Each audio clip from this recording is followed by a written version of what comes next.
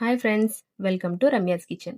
ఈ వీడియోలో పోషకాలు సమృద్ధిగా ఉండే మిల్లెట్ దోశ సులభమైన విధములో ఎలా తయారు చేయాలో చూపించబోతున్నాను.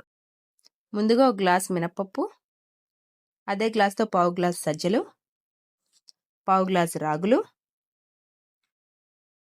పావు గ్లాసు కొర్రలు, అలాగే పావు గ్లాసు అటుకులు, అలాగే పావు గ్లాసు జొన్నలు. దీంట్లో మనం పెసలు కూడా వేసుకోవచ్చండి, నేనైతే స్కిప్ చేస్తున్నాను. వీటన్నింటిని శుభ్రంగా కడిగి వాటర్ని పోసి నైట్ అంతా నానబెట్టుకుందాం. ఇలా నానిన మిల్లెట్స్ని దోశ రుబ్బులాగా రుబ్బుకుందాం.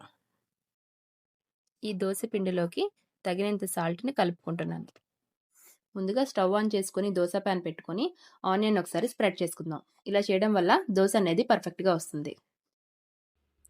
ఇప్పుడు కలిపిన పిండిని ఈ ప్యాన్ మీద దోశలాగా వేసేసుకుందాం. ఈ మిల్లెట్ దోశను వారానికి 2 సార్లు తీసుకోవడం వల్ల ఫైబర్ అధికంగా ఉండి జీర్ణక్రియను మెరుగుపరుస్తుంది. ఎక్కువసేపు కడుపు నిండుగా భావన కలిగించి ఆకలి నియంత్రించడంలో సహాయపడుతుంది. అలాగే ప్రోటీన్, ఐరన్, కాల్షియం వంటి పోషకాలు అందిస్తూ శరీరానికి నెమ్మదిగా శక్తిని అందించి రోజంతా ఉత్సాహంగా ఉండేలాగా సహాయపడుతుంది. ముందుగా ఎవరైనా నా ఛానల్ని సబ్స్క్రైబ్ చేసుకోకపోతే సబ్స్క్రైబ్ చేసుకోండి. అలాగే నా వీడియో నచ్చినట్టయితే లైక్ చేయండి, షేర్ చేయండి, కామెంట్ చేయండి. మా బాబుకి ఎంతో ఇష్టమైన మిల్లెట్ దోశ రెడీ అయిపోయిందండి.